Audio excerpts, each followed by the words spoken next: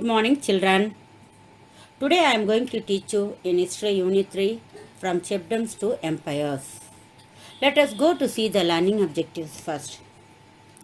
To know the factors responsible for the rise of Janapadas and Mahajanapadas, to understand the evolution of Indian polity from chiefdoms to kingdoms, to recall the greatness of Mauryan Empire, to learn the main features of the administration and the nature of the society and economy during that time, to gain the knowledge on Ashoka's policy of Dhamma, to examine the causes for the decline of Mauryan Empire.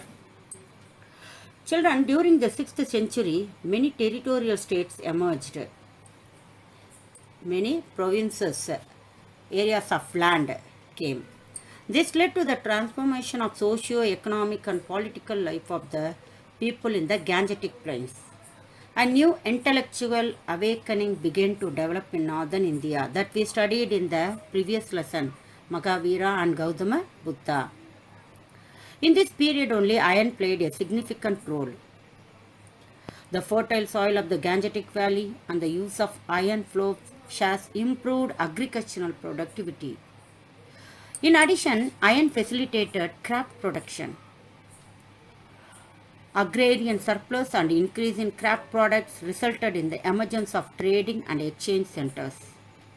This in turn paved the way for the rise of towns and cities. Thus, knowledge in the use of iron gave Magadha an advantage over other Mahajanapadas. Thus, the Magadha could establish an empire of its own. Let us go to study in detail in this lesson. Ganasanghas and kingdoms. It is Janasanghas and kingdoms. Okay. There were two kinds of government in northern India during the 6th century. They are number one, Ganasanghas, that is non-monarchical states. It is not a kingdom, not ruled by king. The next one is kingdoms, that is monarchies, ruled by kings. These two types of governments were in North India during which century? 6th century. Okay. Let us go to study what are Janapadas and Mahajanapadas.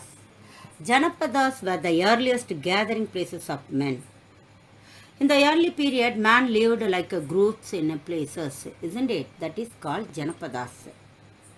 Later, Janapadas became republics or smaller kingdoms. It was developed later because the widespread use of iron in the Gangetic Plain created conditions for the formation of larger territorial units, larger living areas, transforming the Janapadas into Mahajanapadas. Okay.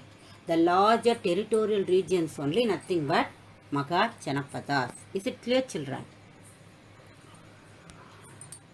There are 16 Mahajanapadas. What are they? They are Anga, Magadha, Vaji, Malla, Kasi, Kuru, Kosala, Avanti, Chedi, Vatsa, Panchala, Macha, Surasena, Asaka, Gandhara and Kamboja. These Mahajanapadas were dotted the Indo-Gangetic plains in the 6th century. Okay.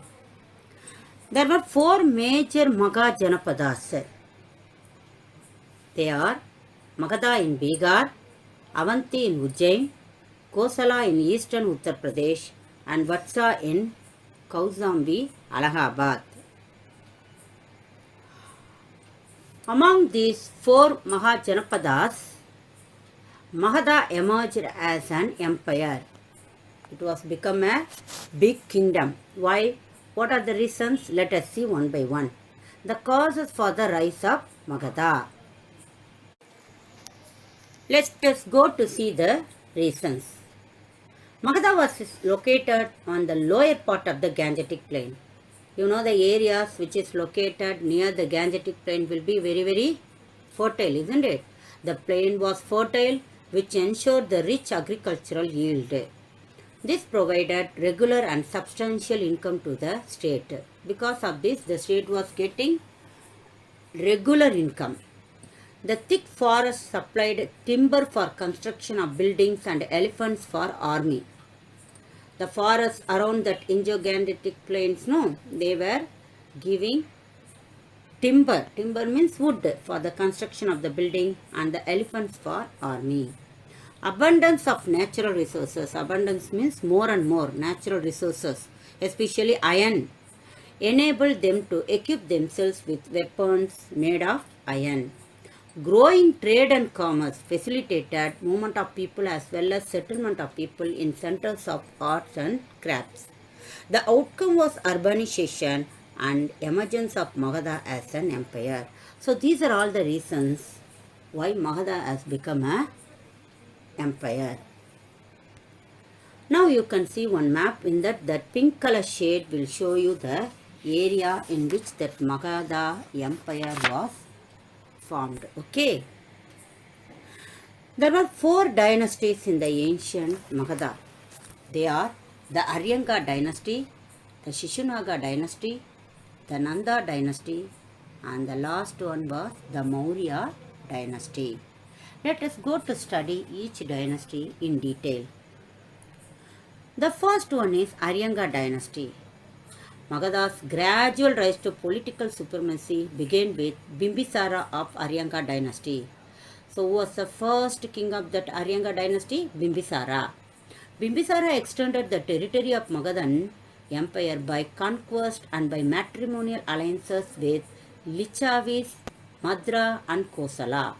So how did he develop his empire? By so many victories and by matrimonial alliances. His son Ajatasattu. Who was Ajatasattu? He was the son of Bimbisara. He was a contemporary of Buddha. He was a follower of Buddha. He convened the first Buddhist council at Rajagriha. He only conducted the first council, Buddhist council at which place? Rajagriha. After him, Udayan came, the successor of Ajatasattu. He laid the foundation of the new capital at Pataliputra.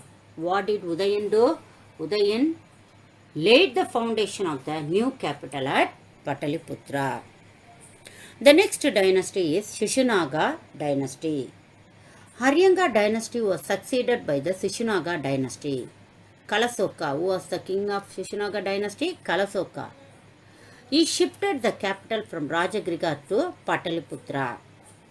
He conducted the second Buddhist council at which place? Vaishali. The next dynasty was Nanda dynasty. Nandas were the first empire builders of India. The first Nanda ruler was Mahapatma. Who was the first Nanda ruler? Mahapatma. Mahapatma Nanda was followed by his 8 sons. They were known as Navanandas. Out of these Navanandas, the last Nanda, who was that? Dhanananda. He was overthrown by Chandragupta Maurya. Overthrown means defeated by Chandragupta Maurya. From here only the Mauryan Empire started emerging. Mauryan Empire. We need some sources to study about this empire. No, let us go to see. What are the archaeological sources available? Punch-marked coins. The inscriptions are edicts of Ashoka, Junagadh inscription. Secular literatures, Kaudilya's Arthasastra, Visagadatta's Mudra Rakshasa, Mamulana's poem in Agananuru. Religious literatures are Jain, Buddhist texts and Puranas. Foreign notices, the travelers also have written the books. What are they? Deepavamsa, Magavamsa and Indica. These are all the sources available to study about this Mauryan Empire. Let us go to study about Megasthenes. Megasthenes was an ambassador of the Greek ruler Seleucus in the court of Chandragupta. He stayed in India for 14 years. How many years? 14 years. His book Indica is one of the main sources for the study of Mauryan Empire. Megasthenes wrote one book. What is that called? Indica. From that book only we can come to know about this Mauryan Empire. Let us go to study about the Mauryan Empire. India's first empire. Mauryan Empire was the first empire of India. Capital was Pataliputra. Nowadays it is called Patna, Bihar. Government monarchy. Monarchy is nothing but kingdom. kingship. In which historical era? 322 BC to 187 BC. Who were the important kings of Mauryans? Chandragupta, Bindusara, Ashoka. Let us first start with Chandragupta Maurya. The Mauryan Empire was the first largest empire in India. It was the largest empire in India. First. Chandragupta Maurya established the empire in Magadha. Who established this empire? Chandragupta Maurya in Magadha. Bhadrabahu, a Jain monk. Who was Bhadrabahu? He was a Jain monk. He took Chandragupta Maurya to the southern India. Why? Chandragupta performed Sallikana. It means Jaina rituals in which a person fasts unto his death. Chandragupta performed Sallikana. Sallikana is a person who will be fasting until they die. Like that he died. Oh, Chandragupta in Saravanabola in Karnataka. Next we go to see Bindusara. The real name of Bindusara was Simhasena. He was the son of Chandragupta Maurya. Bindusara was the son of Chandragupta Maurya. Greeks called him Bindusara as Amirdagrada. It means what? A slayer of enemies. During Bindusara's reign, when he was ruling, the Mauryan Empire spread over large parts of India. He appointed his son Ashoka as a governor of Ujjain. So who was Ashoka? Ashoka was the son of Bindusara. Bindusara appointed Ashoka as a governor of Ujjain. After Bindusara's death, Ashoka ascended the throne of Magadha. Ashoka became the king of Magadha. That's all today's class, children. We'll meet in the next class. Bye, children.